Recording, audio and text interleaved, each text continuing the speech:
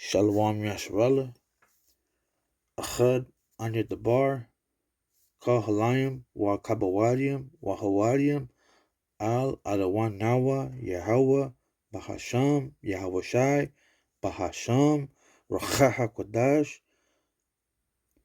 Mashana Kabawadium, Lahazakwanyam, Shal Gadwa Rakab, Laakim, Wa Akwath, Tazamath, Al Atham, Anya Dabar, Shalom wa barakatah.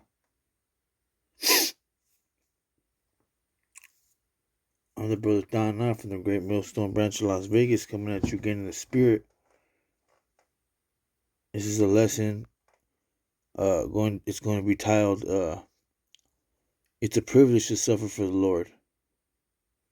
You know, because this is something that the world, outside of the truth, doesn't understand. They can't get the grasp on it that being in this truth, suffering isn't a curse. Everybody likes to think when you're going through hard times that you're being cursed, or you did something bad.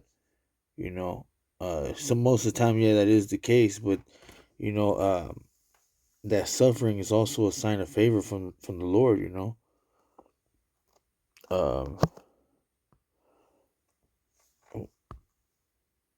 so like, yeah.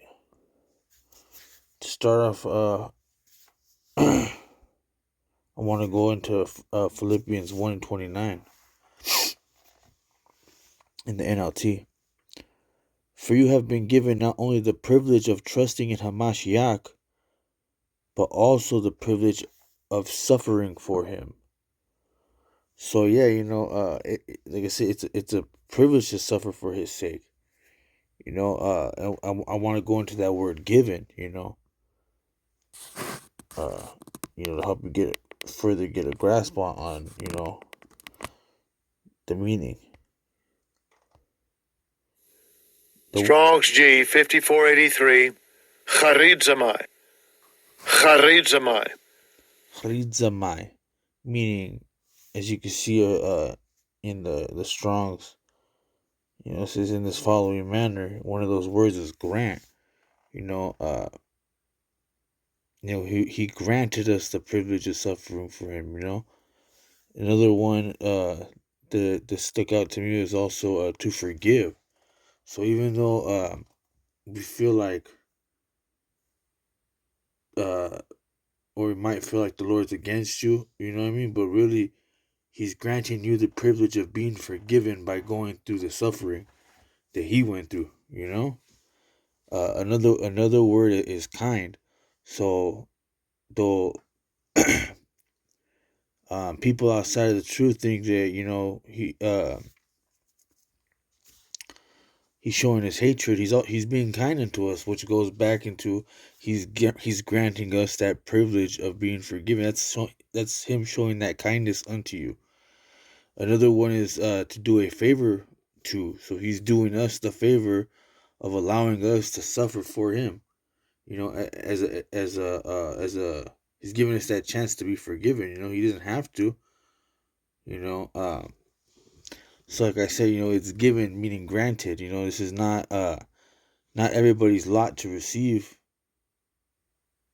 the suffering for the Lord. You know what I mean? Because there's two men could hear this truth. Hear the same truth, and one man is gonna walk away when things get hard, but the other man, uh, he's gonna endure that affliction. When times get tough. And you could bet that the one who suffers that affliction for the Lord, that's the one that the Lord is dealing with. I want to go into Acts 5:41 because it's going into the apostles of the ancient times. where they got beaten for for teaching for teaching um the word. And instead of complaining about catching a beating, you know what I mean, for the Lord, uh they rejoiced in it. Let me go into it. It says, let me go up. This is Acts 5, and I'm gonna start at 40. And when they agreed, and when they had called the apostles and beaten them, they commanded that they should not speak in the name of Yahushua, and let them go. And they departed from the presence of the council, rejoicing that they were counted worthy to suffer shame for his name. So yeah, why were they so happy to suffer for the name of the Lord? Because suffering for the Most High's truth is to be worn like a badge of honor. Like I said, this is not everybody's lot. It's a privilege to suffer for the Lord. In today's times, brothers are catching hell in the form of your family's going against you. You're gonna lose out on job opportunities because somewhere along the lines it does not line up with our beliefs, and it might take away from the real work. You know what I mean? So there's gonna be a lot of those. I mean, now the times we come into, really job opportunities like that, really, they're not shit. You know what I mean? So it's nothing that's gonna last forever. So maybe if it was back in the day, that'd be something to worry about. I mean, but like I said, we're living in these end times, so who gives a shit if you lose out on job opportunities? Um, but yeah, another form is like our families coming against you is our family and people outside of our families. They think we're crazy, or they think that we got a screw loose or something because we think the Lord. I mean, well, we know, but because we preach what we preach, about the Lord being a so-called black man that blacks, uh, so-called blacks, Latinos, and Native Americans are the true Israelites that the Bible speaks of. They can't wrap their head around that, their minds around the truth. So instead of dedicating themselves to uh, solving the mystery, you know what I mean, that is this truth, they just rather call us crazy, you know. Um, and make it seem like we're the fucking stupid ones, and it's them. Um, the Most High suffered as as much as he did for us. What makes us think that the we won't have to have to go through that same amount of suffering for him? I want to go into Hebrews 2:10.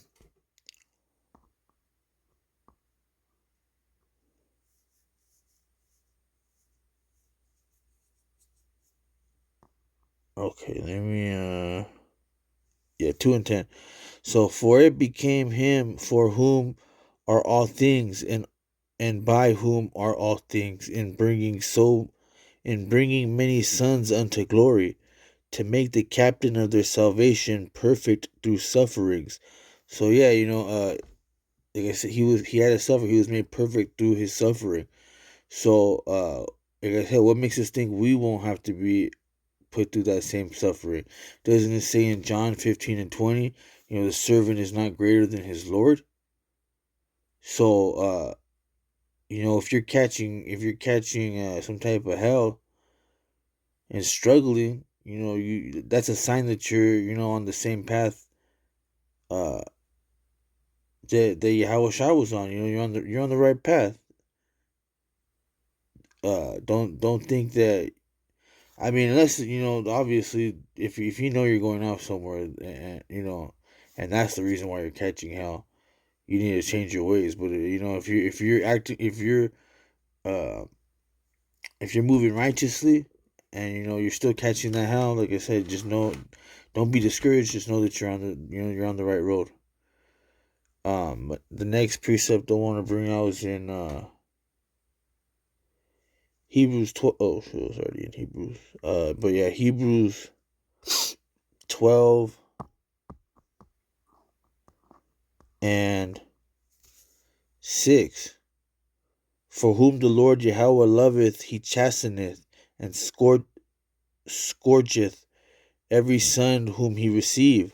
If ye endure chastening, Yahweh dealeth with you as with sons. For what son is he whom that Lord, Salakia, for what son is he whom the Father chasteneth not? But if ye be out chastisement, if you be without chastisement, whereof all are partakers, then ye are slack. Then are ye bastards and not sons? So yeah, you know that if everything's going too smooth in your life, that's a red flag right there. You know what I mean? Because affliction is a sign that the Lord is he's shaping you. You know, he's molding you. You know, that's where you want to be. You know, you got to go through a little hell. You know, what's that saying? You know, it's gonna get worse before it gets better. You know, that's what you could expect in this truth. It's gonna get a whole lot worse before it gets a little bit better. But that's why you got to have that strong faith in the Lord. You know, walk by faith, not by sight. You know, for a long time we're gonna be seeing just how bad it's really gonna get, but we gotta have that faith that you know one day it is gonna turn around for us, and we're gonna be on the other side. You know, so to speak, we're gonna be on the other side of the gun. You know what I mean?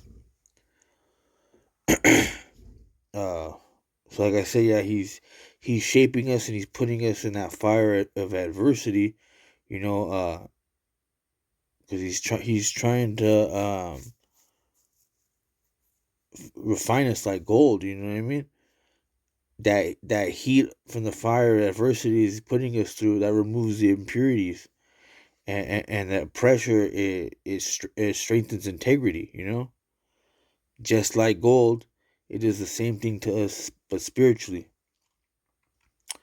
Um, the next precept I want to go into, I want to go in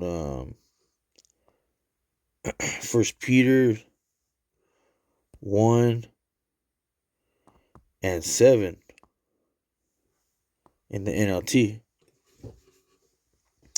These trials will show that your faith is genuine. It is being tested as fire tests and purifies gold. Though your faith is far more precious than mere gold, so when your faith remains strong through many trials, it will bring you much praise and glory and honor on the day when Yahweh Shai HaMashiach is revealed to the whole world.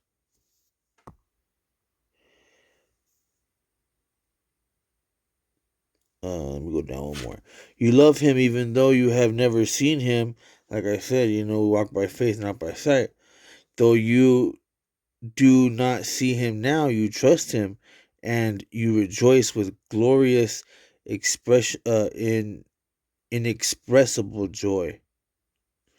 The reward for trusting him will be the salvation of your souls. This yeah, that's where I want to end it right there on 9. So yeah, you know, that's just backing up what I just said right now. You know about having that faith. You know, we're gonna see it get a whole lot worse before it gets any better. So just you know, take that precept in right there, and like it says, the reward of trusting him will be the salvation of your souls. So, that's heavy right there. Because anybody can say they believe, but can you truly say it when you're catching hell and struggling and you're at your lowest? Because that's the real test. Because, endurance in times of, struggle and just uncomfortability, that's what leads to glory. I want to bring out another precept in Romans 8 and 18.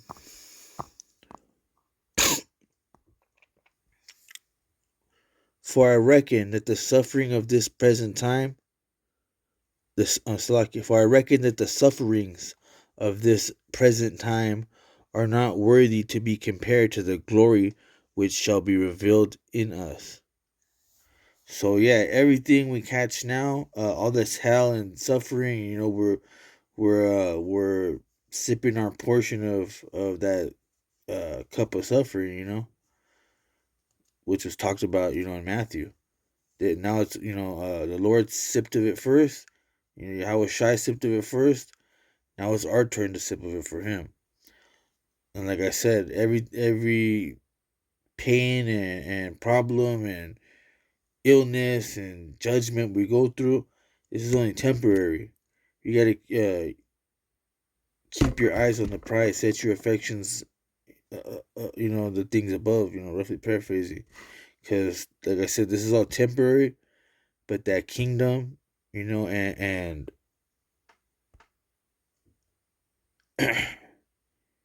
that kingdom and that our time to rule, that's what's gonna be forever. All this shit and all these false leaders in charge, like I said, these are all temporary, but our reign is gonna be forever, Lord willing. We're part of that number. Just to close out, I just want to say, when you're catching hell, don't lose faith, because there's 2/3 out here that just aren't going through what we're going through spiritually, and they're living real comfortable in the world, uh, and they're about to get a rude awakening, Lord will, very soon, because just like gold in that furnace, the elect is being refined. So always remember to wear that suffering as a crown. That suffering, that's the crown that we wear on earth.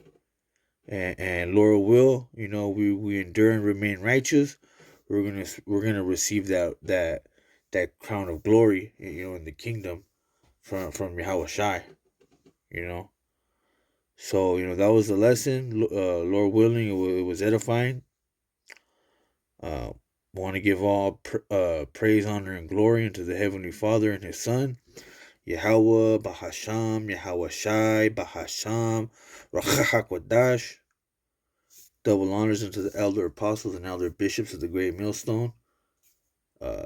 Sincere shalom unto the hopeful elect, 144,000 men scattered abroad, pushing this word in truth and righteousness. And a sincere shalom into the Akim Wakwat, diligently seeking this truth out, with full sincerity. And to you I say shalom, barakatah.